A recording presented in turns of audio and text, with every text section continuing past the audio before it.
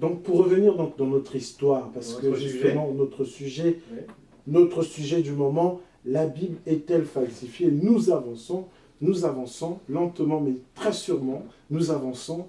Et donc, nous avons traversé Marcian, Irénée, nous arrivons donc à la traduction du grec au latin. Oui. Et là, qu'est-ce qui se passe? Il se passe donc la difficulté des langues antiques avec les langues modernes. Comme je disais, il y a un rapport qui est tel que pour que dans les traductions des langues antiques aux langues modernes, pour qu'elles soient comprises, on est obligé de formuler les syntaxes autrement. Sinon, on ne les comprend pas, elles seront barbares. Mais il y a quelque chose qui me vient que j'ai omis tout à l'heure par rapport aux difficultés auxquelles on a été soumis en ce qui est des manuscrits. C'est que justement l'imprimerie n'existant pas encore en Europe, les Bibles donc se répandaient par copies manuscrites. On faisait des copies des premiers manuscrits. Sauf que ces copies des premiers manuscrits se multipliant, et les écrivains, parce que ou du moins les scribes, celui qui fait la copie, c'est un scribe, ou on peut aussi l'appeler écrivain, les écrivains donc qui faisaient les copies, n'étant pas les mêmes, n'étant pas dans les mêmes villes, étant quelquefois éloignés, étant quelquefois dans des contextes de villes différents, dans des contextes socioculturels différents, il s'est trouvé qu'avec cette kyrielle, cette pluralité de manuscrits, ça a aussi pu engendrer des soucis, des contradictions par exemple, à un moment donné. Donc on en est tombé au point qu'il y avait des manuscrits qui se contredisaient assez régulièrement. Donc ça, j'ai omis de mentionner ça tout à l'heure, mais ça c'était aussi un des soucis que l'imprimerie va venir régler plus tard. D'accord. Voilà. D'accord. Mais justement, je ne sais pas si c'est le moment d'aborder la question déjà, oui. Mais nous savons que ces épîtres en fait, par exemple les épîtres de l'apôtre Paul, adressées à l'église de Corinthe, à l'église d'Éphèse, à l'église de Rome, etc., c'est des courriers en fait. C'est des courriers. Mais dans les courriers, on ne met pas des chapitres ni des versets. Voilà, donc je vois où vous voulez en venir, mais je vous laisse continuer comme ça. On ne met pas de versets ni de chapitres. D'où viennent maintenant que dans les Bibles que nous possédons, les Bibles que nous avons là, par exemple, moi, j'ai avec moi la Bible Thomson, et d'où vient maintenant que dans les courriers de Paul adressés aux différentes églises, qu'il y ait des chapitres, des versets? Est-ce que ce n'est pas justement à ce moment-là où on a mis des versets, des chapitres, que c'est glissé des erreurs et la Bible, du coup, s'est retrouvée falsifiée? Elle n'est pas falsifiée. Mais je comprends que, effectivement, vous soyez dans votre rôle et que vous posiez la question, c'est tout à fait normal. Comment dire? En effet, lorsque on en arrive à Augustin, parce qu'au fond, celui qui est notre... C'est-à-dire que nous avons deux références quand nous parlons de la Bible chrétienne telle que nous l'avons aujourd'hui. On a Irénée qui en a fait les prémices, à côté de Marcion qui est aussi très utile parce que Dieu l'a utilisé pour qu'on en arrive là. Donc on a Irénée et on a Augustin. Comme référence, on doit garder ces deux frères-là. Puisque c'est du temps d'Irénée que notre Bible commence à se constituer, ça n'est que le début, et c'est du temps d'Augustin qu'elle finit de se constituer, tel que nous l'avons aujourd'hui. Sauf que dans la forme, c'est-à-dire en termes de contenu, la Bible qu'avait Augustin, son contenu, c'est exactement le contenu que nous avons nous aujourd'hui dans notre Bible à nous. C'est exactement le contenu. En revanche, dans la forme, et c'est ce qui va nous intéresser par rapport à votre question, bien aimé frère Evra, dans la forme, c'est que, en effet, il n'y a ni chapitre, ni verset dans la Bible du temps d'Augustin. Donc dans la forme, elle diffère. Enfin, si on peut considérer que c'est une différence. Effectivement, ça a pu l'être. Une différence très minime, très infime, mais une différence tout de même. Donc, les chapitres vont être insérés, parce qu'Augustin, encore une fois, c'est le 5e siècle.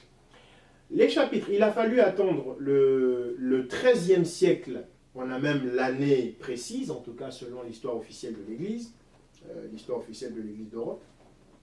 C'est en l'an 1227. En l'an 1227, qu'un certain Stephen Langton va diviser la Bible en chapitres. Hein? C'est-à-dire, ou diviser n'est peut-être pas le bon mot, mais va intégrer les chapitres aux différents livres de la Bible, c'est-à-dire aux 66 livres de la Bible. Il va intégrer les chapitres. Donc, avant l'an 1227, il n'y a pas de chapitre. Hein? Cette façon que nous avons de lire la Bible, Jérémie 33, verset 3, invoque-moi, je te répondrai, je te révélerai, etc. Non, non, non. Ça n'existait pas. Non pas le texte existait, mais cette affaire de dire Jérémie 33, verset 3, cette affaire de dire Jacques 2, verset 10, cette affaire de dire Jean 3, 16, voilà, ça n'existait pas. Donc cette façon de lire la Bible n'existait pas, puisqu'il n'y avait pas de chapitres et encore moins de versets.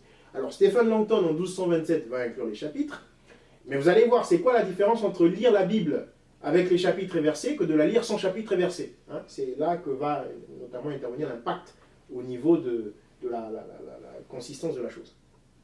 Et donc, en ce qui est des versets, c'est en l'an 1551, là encore on a l'année précise, vous voyez, 1551, qu'un certain, un professeur d'ailleurs ça c'est tout à l'honneur de la France, parce que c'est un professeur français à l'université de la Sorbonne, qui à l'époque est une université catholique, hein, donc la Sorbonne, et il faut le rappeler ici, une université catholique. Donc, ce n'est plus le cas aujourd'hui, bien sûr. Donc, c'est en 1551 qu'un certain Robert Estienne va entreprendre de continuer le travail qu'avait commencé Stephen Langton, en mettant, lui, à son tour, cette fois-ci, les versets.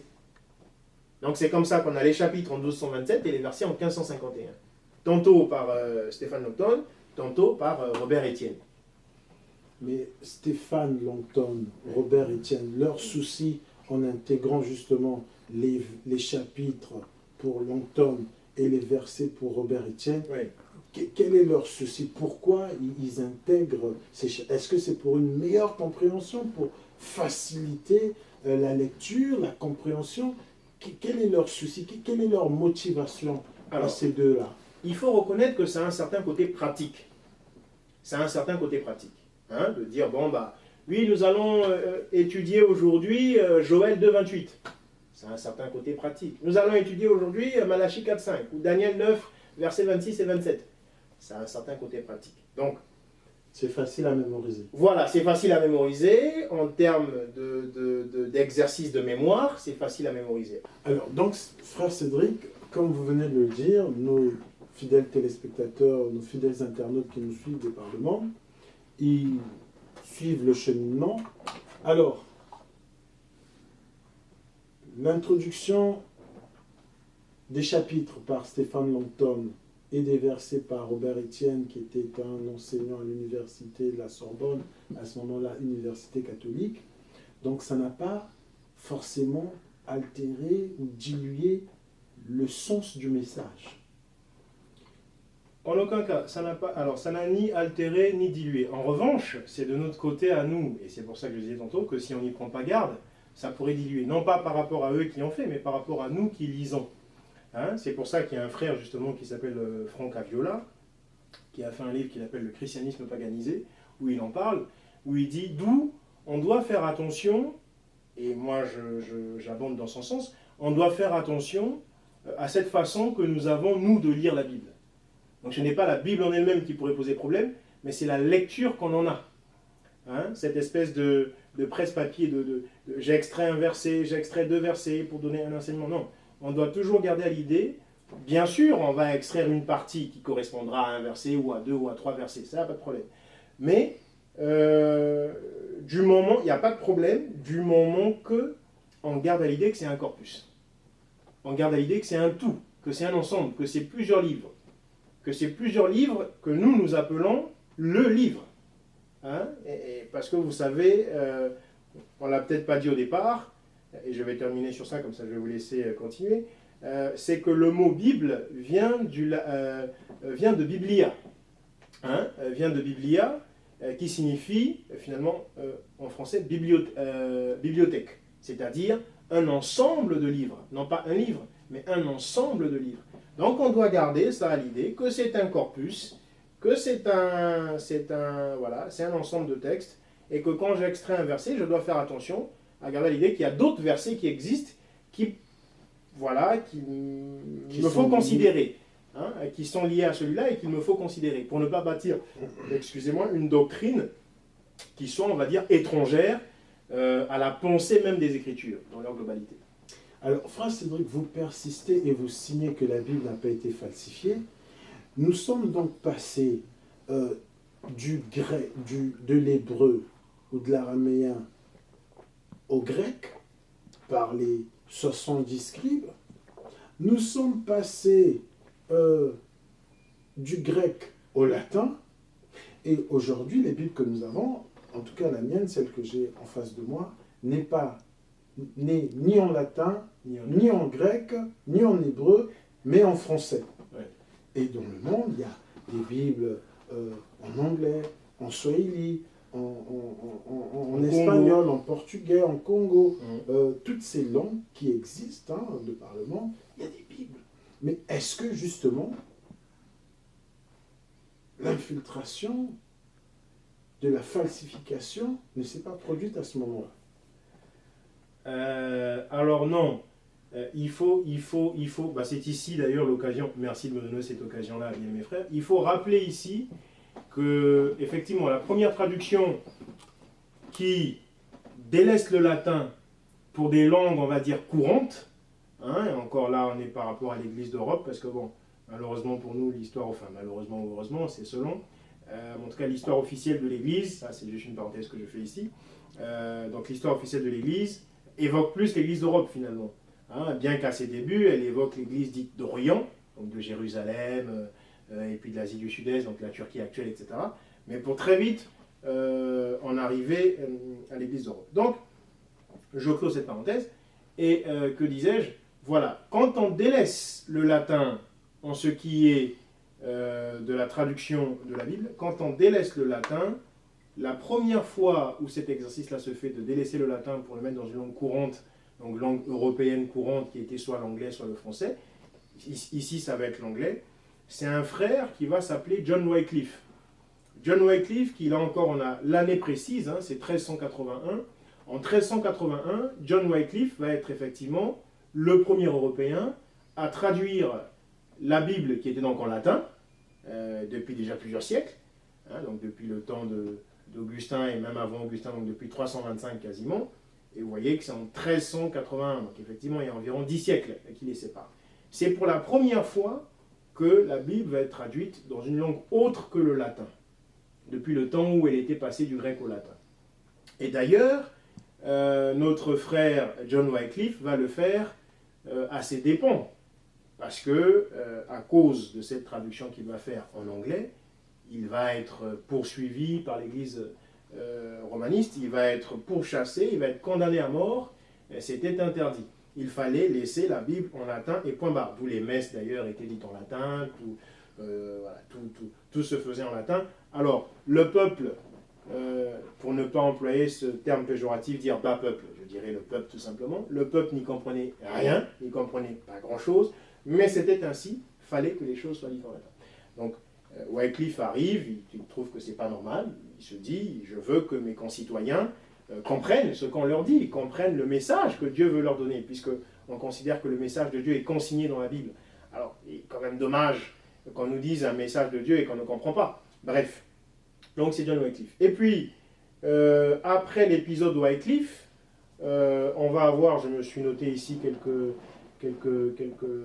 points, on va avoir notre frère Luther. On va avoir donc notre frère Luther qui, lui, va aussi de son côté, là-bas en Allemagne, traduire, lorsqu'il arrive, traduire la Bible en allemand. Traduire la Bible en allemand. Et en ce qui est du français, puisque pour l'instant on a cité l'anglais, on a cité le français, en ce qui est du français, on va avoir Calvin qui va arriver, qui lui aussi va... En fait, c'est pas Calvin, c'est plutôt Lefebvre. C'est plutôt le professeur Lefebvre, qui lui était professeur de Calvin et de Farel, qui ont été tous les deux grands protestants, deux grands pionniers du protestantisme dans la foi en Jésus-Christ. Donc, Lefebvre va, pour la première fois, traduire la Bible du latin en français. Ça, c'est pour ce qui est du français. Et Calvin va reprendre cette traduction de Lefebvre, va lui, on va dire entre guillemets, la parfaire, parce qu'il va estimer qu'il y avait des imperfections, donc il va la parfaire, ça va donner ce qu'on a appelé la Bible de l'épée, mais anciennement Bible de l'épée, parce que la Bible de l'épée dont j'ai fait référence dans une des dernières émissions, c'est plutôt la Bible de l'épée du frère Jean le Duc. Bon, on va essayer de suivre l'histoire, donc pour l'instant on va rester au français. Donc Calvin qui va faire donc, la Bible en français, après Lefebvre, et puis on va avoir Olivetan qui va arriver, qui va faire sa Bible, entre-temps on va avoir Martin, entre-temps on va avoir Théodore de Bèze. Donc tout ça, ça va donner effectivement les différentes versions que l'on a, la Bible Olivetan, la Bible Martin, la Bible Darby et autres, dans la suite des temps. Mais justement, frère Cédric, avec ce pléthore de versions, de traductions, il y a beaucoup de versionnage. Et est-ce que justement la falsification n'est pas arrivée au niveau des versions parce que c'est à s'y perdre? Nous encore qui sommes dans le milieu chrétien, dans la foi en Christ Jésus, on essaie un peu de voir toutes les versions, mais ceux qui ont un regard extérieur à tout ça, ils se disent mais comment vous arrivez à vous retrouver avec toutes ces versions? Et quelque part, ils ont du mal à trouver crédible ce que nous avançons comme étant la parole de Dieu, en tout cas le livre qui contient la parole, le livre qui contient la parole de Dieu, pardon. Ils ont du mal avec nous lorsque nous leur disons que, écoutez, ce livre que nous avons entre les mains contient la parole de Dieu, les secrets que Dieu, les mystères de Dieu, et ils ne comprennent pas parce qu'il y a plusieurs versions. Et les versions semblent quelquefois se contredire. Ce n'est pas exactement la même chose qu'on peut retrouver dans la Martin, que dans la Old Salvard, que dans la King James. En tout cas, il y a quelquefois des contradictions qui, vous voyez, par exemple, dernièrement, pour revenir sur l'émission de la fois dernière, vous avez parlé de la Bible de l'épée, où c'est écrit « Mon Dieu, à ceci tu m'as destiné. » À ceci tu m'as destiné, alors que dans toutes les autres versions, c'est « Mon Dieu, pourquoi m'as-tu abandonné ?» Vous voyez, la différence, elle est énorme. Ce n'est pas du tout la même chose, ce n'est pas du tout le même message, ce n'est pas du tout pareil. Et justement, la falsification n'est-elle pas arrivée à ce moment-là, lorsque nous arrivons dans les langues usuelles, les langues courantes, frère Cédric? Alors là, bien aimé dans le Seigneur, c'est ici l'occasion de dire que oui, il y a non pas la falsification, mais il y a donc au niveau des versionnages, donc quand on prend la Martin, la Darby qu'on vient de citer, on prend la Second, on prend la Olivetan, on prend la James, on prend ceci et cela, enfin vous les connaissez quelquefois un peu mieux que moi, c'est ici l'occasion de dire que oui, il y a quelquefois, mais quelques rares fois, en revanche il faut le préciser, hein, c'est assez sporadique, donc quelques rares fois, des choses qui ne sont pas semblables. Des traductions au niveau de certains textes ou certaines parties du texte qui ne sont pas semblables, qui quelquefois se contredisent, qui quelquefois simplement ne sont pas les mêmes, etc. Mais au-delà de ça, qui ne permet d'ailleurs pas de dire que la Bible est falsifiée, parce qu'encore une fois, Dieu veille sur sa parole. Si nous l'appelons El Shaddai, c'est-à-dire le Dieu Tout-Puissant, c'est qu'il est suffisamment puissant pour veiller sur le message qu'il a envoyé et qu'il a destiné aux hommes. Mais alors, comme on a dit aussi l'autre fois, vous voyez, on a dit par exemple que la Bible a été rédigée par une pléthore d'à peu près 40 écrivains. Vous voyez, ce n'est pas une seule personne, hein, c'est 40 écrivains sur une période d'environ 2000 ans. Mais voyez-vous, à chaque fois que l'homme est en lien, est en rapport avec un don que Dieu lui fait, ici à savoir le message de Dieu, qui est pour nous un don, à chaque fois qu'il y a ça qui se passe, il y a quelque chose. Et c'est ce qu'on disait. Tous ceux qui transitent, et je refais encore la même mimique que la dernière fois, tous ceux qui transitent par la main de l'homme, comment dire, Dieu fait en sorte de nous enseigner qu'il y a un problème au niveau de l'homme. Dieu fait en sorte que nous gardions à l'esprit permanemment que l'homme n'est rien.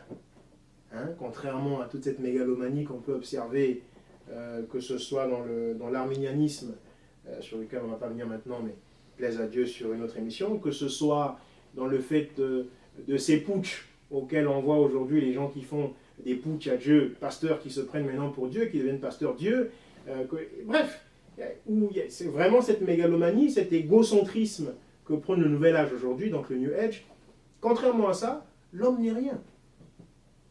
En tout cas vis-à-vis de Dieu, l'homme n'est rien. L'Écriture dit, mais qui est l'homme? Qui est l'homme? Il est comme la fleur. Il dessèche, etc. etc. Donc, il est important que nous gardions l'idée que Dieu nous enseigne. Au travers de ce qu'il nous donne, il permet qu'il y ait effectivement des erreurs de traduction, quoiqu'elles soient sporadiques, c'est-à-dire rares. Il permet qu'il y en ait. Il permet qu'il y ait même quelquefois, nous allons le voir tout à l'heure, on va prendre des exemples concrets, quand je dis erreur de traduction ou même rajout. On prendra des exemples très concrets pour que vraiment on comprenne. Qu'il y ait même quelquefois des rajouts, selon qu'on a affaire à une version ou à une autre. Tout ça pour nous enseigner. Tout ça pour nous dire, oui, vous êtes tellement imparfait que quand vous recevez quelque chose de parfait, vous pouvez en faire, entre guillemets, tout et n'importe quoi. Mais que, malgré ça, quand il s'agit de la parole de Dieu, moi, Dieu, je veille. Et l'esprit que j'ai mis en vous, chrétiens, comme nous l'a rappelé le bien-aimé frère Saint, nous avons le Saint-Esprit, ce qui n'est pas le cas dans d'autres foi ou même religion. Donc, ce Saint-Esprit que nous avons reçu nous enseignera de façon à déceler même là où il y a pu avoir un rajout, si tel est le cas. À déceler même là où il y a pu avoir une mauvaise interprétation, si tel est le cas. En se servant simplement de l'Écriture. Vous voyez, quand on a parlé de mon Dieu, pourquoi m'as-tu abandonné? On a pris l'Écriture. On a pris Jean chapitre 12, où il dit, bon, maintenant, vous m'abandonnerez tous, vous me laisserez seul. Toutefois, je ne laisserai pas seul parce que le Père est avec moi. On a vu que ça, avec cette écriture-là, on peut se rendre compte que mon Dieu, pourquoi m'as-tu abandonné est une interprétation erronée. Puisque dans mon Dieu, pourquoi m'as-tu abandonné, ça veut dire que le Père l'a laissé seul. Or, il dit, le Père ne me laissera pas seul.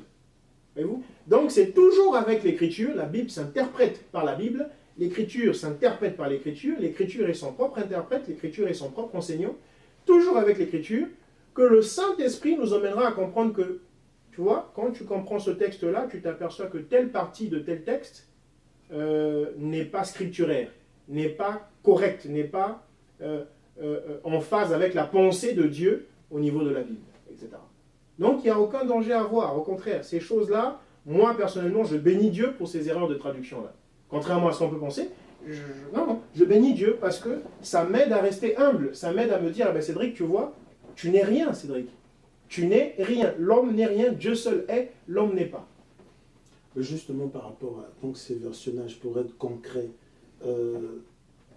comment on s'aperçoit des différences, et peut-être que ça pourra nous emmener à une des dernières questions avant de clore cette émission, de se dire, mais alors, quelle est donc la version, ou simplement la Bible, la mieux pour être plus proche de celle qui était écrite en hébreu, avant même que les 70 scribes puissent la traduire en grec.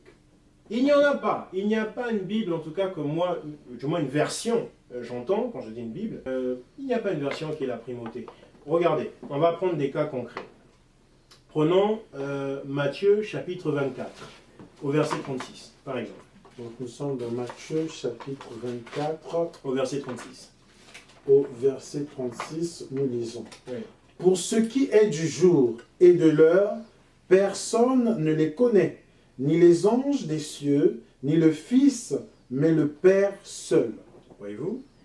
Si les internautes qui auront l'occasion de suivre ceci se dote de la Bible Darby, ou même sans s'en doter, vont simplement sur Internet et essaie de consulter en ligne la version Darby, la version Darby, et vont sur le même texte. Ils ne verront pas écrit ni le Fils. Dans Matthieu 24, verset 36, parce qu'il y a son corollaire dans Marc 13, 32. Dans Marc 13, 32, quelles que soient les versions, ce sera quasiment la même chose. Il y aura marqué ni même le Fils. D'ailleurs, on peut aller lire ça, Marc 13, 32. Donc nous sommes dans le livre de Marc, chapitre 13, verset 32. Et donc nous allons lire au verset 32. Voilà. Voici ce qui est écrit. Pour ce qui est du jour ou de l'heure, personne ne les connaît, pas même les anges dans le ciel, pas même le Fils, mais le Père seul.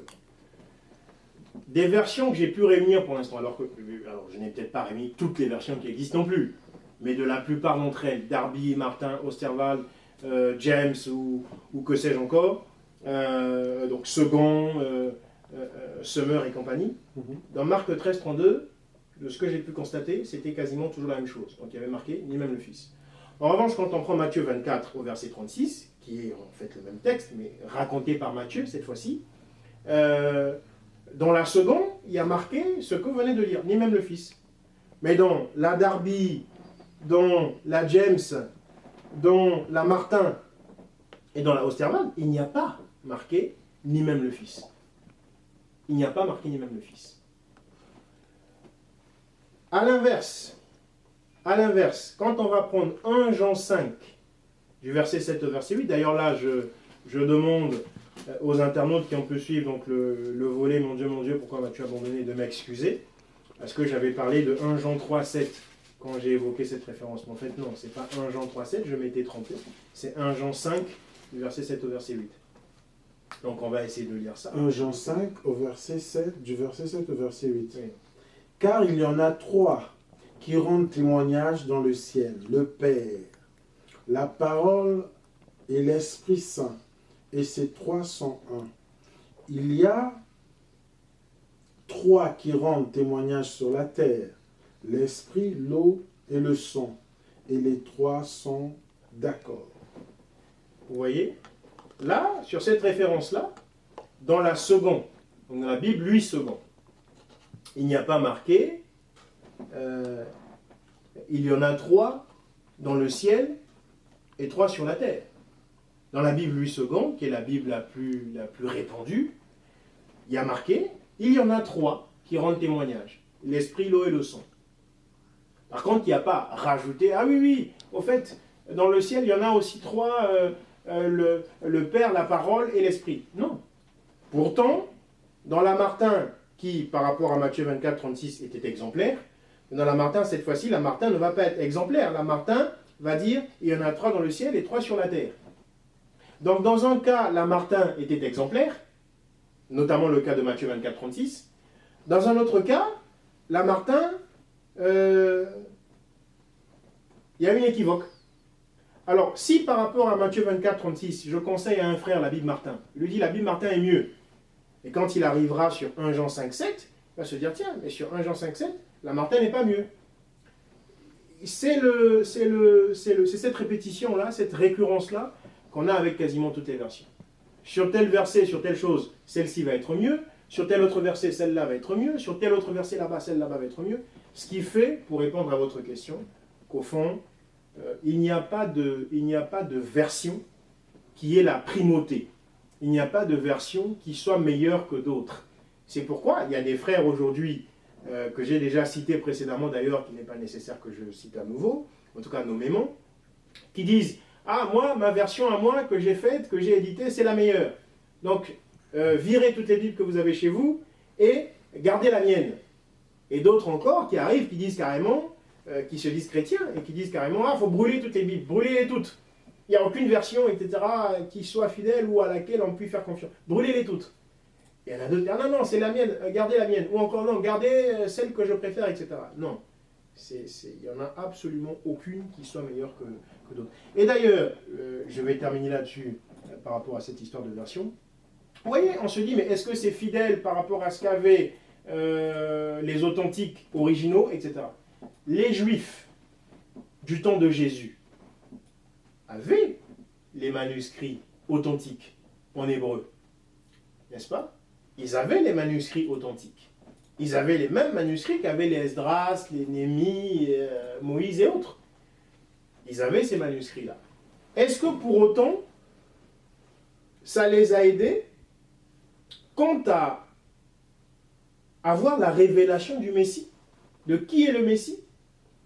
Quant à avoir la révélation sur l'année de grâce, encore une fois avec le bien-aimé frère Bousseva, qui était publié, quant à avoir la révélation sur la visitation, lorsque dans Luc 19, le Seigneur dit « Jérusalem, Jérusalem, toi qui tues les prophètes, si tu savais en ce jour ce qui t'était donné, si tu savais en ce jour le temps de ta visitation, combien de fois n'ai-je pas voulu te rassembler comme une poule couvre ses œufs, et tu n'as pas voulu ?»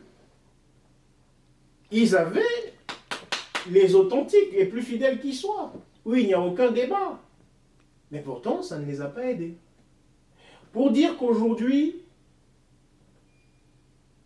on pourrait même avoir la certitude à 1000% de récupérer, que ce soit à Qumran, à la mer Morte, ou même de faire un voyage dans le temps, entre guillemets, pour parler un peu science-fiction, faire un voyage dans le temps et aller devant Caïphe, aller devant Gamaliel, et dire tiens, je te prends ton rouleau du livre et je remonte dans le temps pour retourner dans mon temps à moi. Je viens avec aujourd'hui, il y aurait des gens qui auraient ça, que ça ne les aiderait toujours pas à avoir la révélation du Messie, à avoir la révélation du temps de visitation, à avoir la révélation de l'Alliance, à avoir la révélation de l'année de grâce, à avoir la révélation des 70 semaines de Daniel et compagnie et compagnie. Ça ne les aiderait toujours pas. Donc aujourd'hui, ce n'est pas tant un problème de versionnage, ce n'est pas tant un problème d'authentique, pas authentique, d'autant qu'on sait que dans la globalité, nos versions sont fidèles, quelles que soient les versions, en tout cas les versions qui sont acceptées par nous, parce que là encore, je fais une petite parenthèse, il y a les versions romanistes telles que la Bible Taube, la Bible de Jérusalem, où il y a là-dedans des livres dits apocryphes et que nous rejetons. Bref, bon, on ne va pas entrer dedans vu qu'on n'a pas eu le temps d'aborder cet aspect-là. Mais encore que toutes les versions dites protestantes, ou du moins dites biblistes, tout simplement, pour ne pas parler de protestantisme, il n'y a aucune. Et ce n'est pas tant d'avoir une qui soit la meilleure, la parfaite, etc. C'est d'avoir le Saint-Esprit.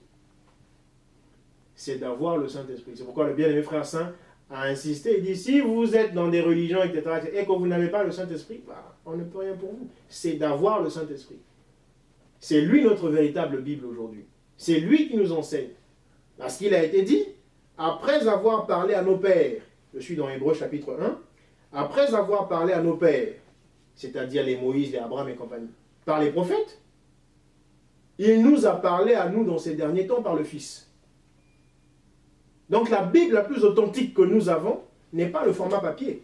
La Bible la plus authentique que nous avons aujourd'hui, c'est le Fils tabernaclant en l'homme, c'est-à-dire le Saint-Esprit, qui lui atteste tout ce qui est dit dans le format papier, ou qui, lorsqu'il y a un rajout, lorsqu'il y a une erreur d'interprétation, nous aide à comprendre cela. Voilà, bien aimé. Donc si nous comprenons bien, nous qui nous avons suivis avec attention, nous comprenons que malgré les imperfections, le Seigneur reste Seigneur, l'Esprit de Dieu révèle, Amen, permet de comprendre, et nous avançons. Amen. Peu importe les remarques, les critiques des mahométans qui vont dire « Ah, mais c'est pas fidèle tout ça. » Ou même des chrétiens eux-mêmes aussi. Des chrétiens eux-mêmes surtout. Qui semblent se prendre la tête avec tout ça. Alors, fidèles internautes, j'espère tout comme moi que vous avez été énormément édifiés, que ça vous a enrichi et que finalement vous êtes d'accord que la Bible n'a pas été falsifiée. Au contraire, la Bible reste authentique. Et le Saint-Esprit étant tabernaclé en chacun des fils de Dieu, eh bien, ils arrivent à déceler les imperfections, ils arrivent à déceler les rajouts, ils arrivent à déceler les hérésies pour ne pas se faire prendre.